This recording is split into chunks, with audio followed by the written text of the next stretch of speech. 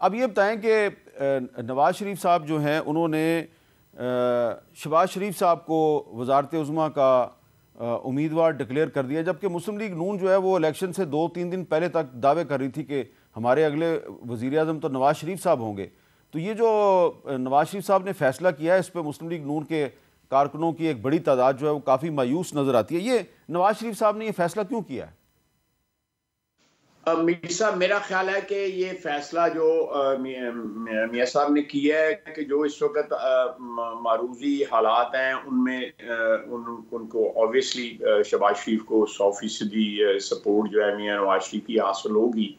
वो समझते हैं कि 1 सवा साल का जो एक्सपीरियंस है मुख्तलिफ पार्टीज के साथ डील करने का मियाँ शहबाज शरीफ को, तो वो ज़्यादा इफेक्टिवली डील कर सकेंगे और हुकूमत जो मौजूदा एक कॉम्प्लिकेटेड सूरत हाल है उसमें वो डिलीवर कर सकेंगे। और वो कायद है उनका उनका वो वज़ीर आज़म ना भी बने तो हुक्म तो उनका फाइनल होगा ना। जो भी चीज़ें, जो भी पॉलिसीज़ होंगी या जो भी इंटरेक्शन होगा दूसरी पार्टीज़ के साथ, वो मियाँ साहब की अप्रूवल के साथ होगा, चाहे वो इस्लामाबाद में हो चाहे वो लाहौर में हो। तो मैं समझता हूँ कि एक फॉर्मल रोल तो उनका जो है वो जिस तरह आपने फरमाया नहीं होगा, लेकिन फैक्चुअल जो रोल है उनका वो बदस्तूर रहेगा। वो कायद हैं और तमाम जो फैसले होंगी उनकी तौसीक जो है मियाँ नवाज शरीफ साहब करेंगे। अच्छा, क्या ये तासुर दुरुस्त है कि ये फैसला तो पहले ही हो गया था कि अल्टीमेटली प्राइम मिनिस्टर का जो उम्मीदवार है वो शहबाज शरीफ ही होंगे, लेकिन मुस्लिम लीग नून ने अपनी इंतखाबी मुहिम को ज़रा गर्म रखने के लिए नवाज शरीफ साहब का नाम इस्तेमाल किया? नहीं, मुझे कम से कम इस बात का बिल्कुल इल्म नहीं है। मैं तो जब भी कहता था कि मेरा कायद जो है वो वज़ीर आज़म बनेगा, तो मैं तो जेन्युइनली कहता था।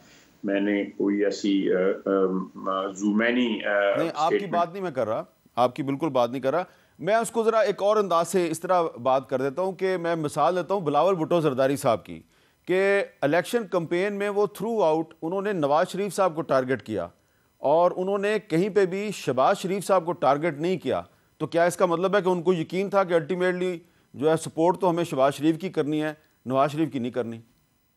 नहीं, मैं मीर साहब, मैं थोड़ा सा ज्यादा नहीं, थोड़ा सा इख्तलाफ करूंगा। कुछ शहबाज शरीफ को भी टारगेट करते रहे हैं। अच्छा। वो जो जिस हुकूमत के वो हिस्सा रहे 16 महीने जो है उसको भी टारगेट, उस हुकूमत को भी टारगेट करते रहे हैं। उन्होंने कोई गुरेज नहीं किया उस हुकूमत को टारगेट करते हुए होने से, या ये जो मियाँ शहबाज शरीफ को।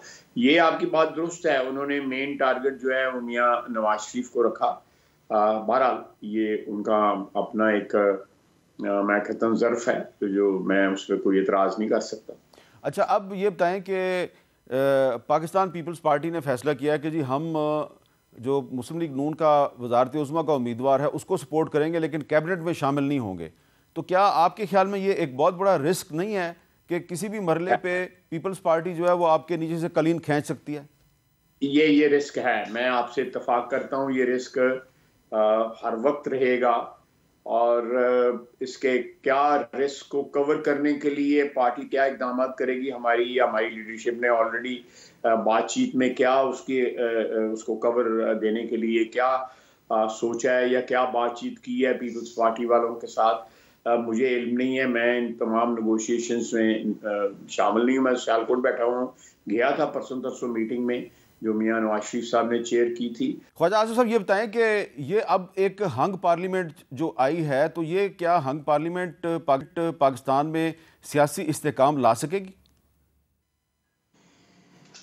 मीर साहब, जिस तरह मियाँ शहबाज साहब ने कहा है ना कि सारे फ्रीकैन जो हैं वो मिलके जो है वो एक मईशत के ऊपर कम से कम कंसेंसस कर लें, तो मेरा ख्याल है कि अगर मईशत के ऊपर कंसेंसस हो जाए और जो भी रिफॉर्म्स चाहिए हमें फेडरल गवर्नमेंट के लेवल पे करने के, वो सारे रिफॉर्म्स हो जाएं और कोई एक मईशत की रिकवरी के लिए एक रास्ते का तयन हो जाए, तो मेरा ख्याल है कि उसके बाद जो है ना, वंस दैट इज अचीव्ड, तो उसके बाद पॉलिटिकल स्टेबिलिटी भी आ जाएगी। फिर कोई ना कोई रास्ते निकल आएंगे जो है।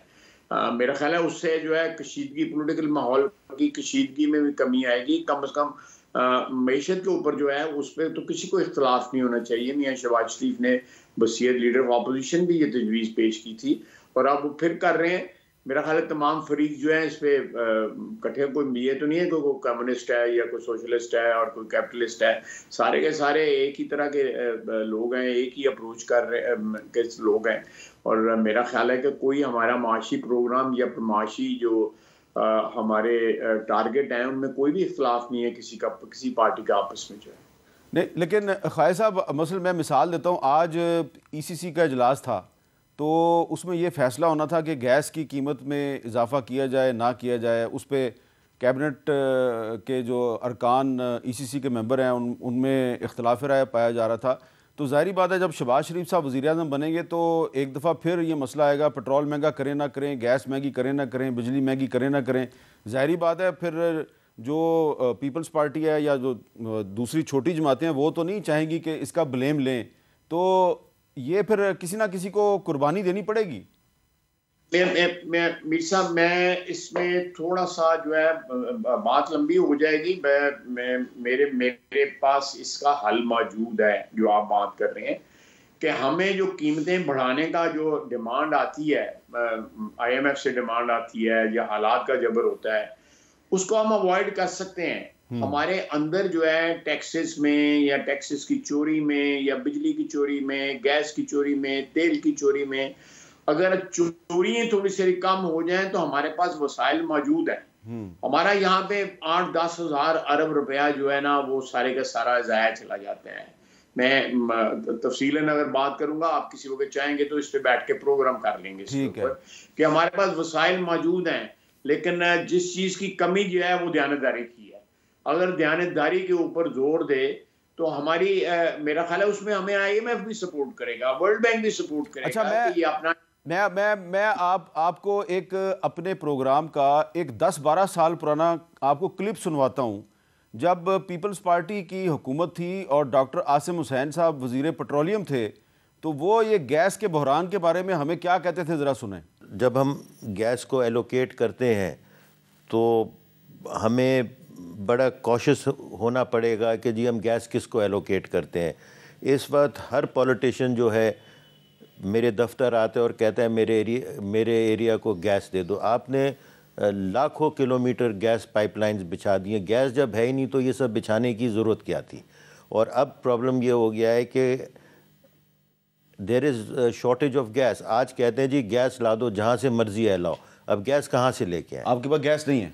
गैस पाकिस्तान में ही नहीं है। आमिर साहब, मैं आपके प्रोग्राम के तवस्सुल से आवाम को ये बताना चाहता हूँ और ख़ास तौर पे उन लोगों को, उन पॉलिटिशियंस को कि जो कि अगर एजिटेट करेंगे कि गैस की शॉर्टेज की वजह से रोडों पे आओ, हंगामा करो, ultimately they will be the sufferers, क्योंकि गैस है नहीं। अगर हम इन चीज़ों को हमने नहीं देखा, नहीं पकड़ा और नहीं समझा तो हम बिल्कुल एक डिज़ास्टर की तरफ जाएंगे। अच्छा ख़ालिद साहब, 2011 में डॉक्टर आसिम साहब कह रहे थे कि पाकिस्तान में गैस नहीं है, तो अब 2024 आ गया है, 13 साल गुजर गए हैं, तो क्या आज भी वही सूरत हाल है जो 2011 में थी? मीर साहब, मैं 2008 में मैं भी पेट्रोलियम मिनिस्टर था और मैं भी यही कहता था जो डॉक्टर साहब कह रहे हैं। डॉक्टर साहब बिल्कुल बिजा फरमा रहे हैं। देखें, पाकिस्तान एक, मेरा ख्याल है, वाहिद दुनिया में मुल्क है जहाँ पे गैस जो है वो पाइप के जरिए घरों को सप्लाई की जाती है। अमेरिका में सिलेंडर गैस है, UAE में सिलेंडर गैस है, बड़ी बड़ी बिल्डिंगों ने नीचे टैंक बनाए हुए हैं, वो टैंकर आते हैं, वो गैस भर जाते हैं और वो सप्लाई होती है। ये जो पाइप गैस है, पाइपलाइन बिछाई हुई है गैस सप्लाई करने के लिए, जिसमें हम पानी गर्म करके नहाते हैं, रोटियां पकाते हैं, सालन पकाते हैं, ये किसी मुल्क में नहीं है। ये पाकिस्तान में सबसे बड़ा जो पाइपलाइन नेटवर्क जो गैस सप्लाई का है वो यहाँ पे है। उसमें फर्टिलाइजर वाला भी पाइप शामिल हैं, उसमें और भी इंडस्ट्री को जो जाती है उनकी पाइप भी शामिल है, जो बिजली जिस यहाँ प्रोड्यूस होते हैं वो भी पाइप शामिल। लेकिन डोमेस्टिक गैस का जो सिलसिला है और इतनी ज़्यादा वेस्टेज है डोमेस्टिक गैस के इस्तेमाल में, इतनी ज़्यादा वेस्टेज है जिसका कोई हिसाब ही नहीं है। आप उसको 50% रिड्यूस कर सकते हैं अगर सिर्फ जो है लो कफ़ायत शयारी से इस्तेमाल करें। इसी तरह बिजली का हाल है, इसी तरह तेल का हाल है कि अगर आप इलेक्ट्रिक बाइक पे शिफ्ट हो जाएं तो इलेक्ट्रिक जो हमारी मोटर बाइक्स जो हैं हैं, 49% हमारा फ्यूल वो कंज्यूम करती हैं। अच्छा, आप डॉक्टर आसिम से लेकिन बिल होनी चाहिए। आप डॉक्टर आसिम से इत्तेफाक करें, इसका मतलब है कि पीपल्स पार्टी काबीना में शामिल हो या ना हो, लेकिन चार्टर ऑफ इकोनॉमी पे उसके साथ इत्तेफाक हो सकता है। बिल्कुल हो सकता है, बिल्कुल हो सकता है। हमने तो जब ऑफर की थी तो पीटीआई को ऑफर की थी, हमने मिलके ऑफर की थी। पीपल्स पार्टी भी हमारे साथ थी और पाकिस्तान मुस्लिम लीग नून भी थी और जेयूआई भी थी। हमने मिलके ऑफर की थी, पीटीआई ने रिस्पांस नहीं दिया था, रिजेक्ट कर दिया था, हाथ झटक दिया था हमारा। तो आपके ख्याल में जो नई हुकूमत आज भी मौका है। देखिए मेरी बात सुन जी, आपके शहर मौजूद हैं जहां पे 87% बिजली चोरी होती है। 87% बिजली चोरी दे शहर, मैं गांव की बात नहीं कर रहा, शहरों की बात कर रहा हूं। मैं नाम नहीं लेना चाहता, उसमें सारे सूबे शामिल हैं, पंजाब भी शामिल है, उसमें नाम नहीं लेना चाहता, लेकिन लोग बिल ही नहीं देते। अब मैं आपको आपने कभी सोचा है ये जो विंडो एसी है कहाँ जाते हैं? ये जो आपके एसएमएस के जरिए मैसेज आता है कि जी आपके पास विंडो एसी है तो बेच दें, ये वहां जाके लगते हैं जहां बिजली चोरी होती है। अच्छा, अब मैं वो इलाके नहीं बताना चाहता, तुसी अक्लमंद आदमी हो, बाकी समझ जाओ कितने जाके लाते हैं। ठीक है, ठीक है।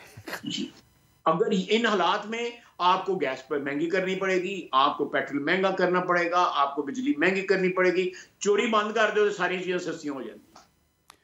आप हिसाब लगाएं।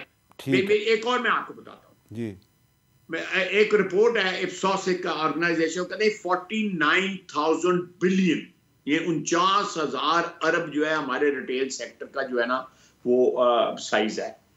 अगर वो सही टैक्स पे करें तो तकरीबन 3,000 अरब रुपया वो टैक्स उनको पे करना चाहिए। आप जरा गैस करेंगे कितना टैक्स पे कर दें, चले गैस करें। ठीक है, 20 अरब रुपया, 20 अरब। ख्वाहिश साहब इस पे मजीद तफसील से बात करेंगे बाद में इस पे।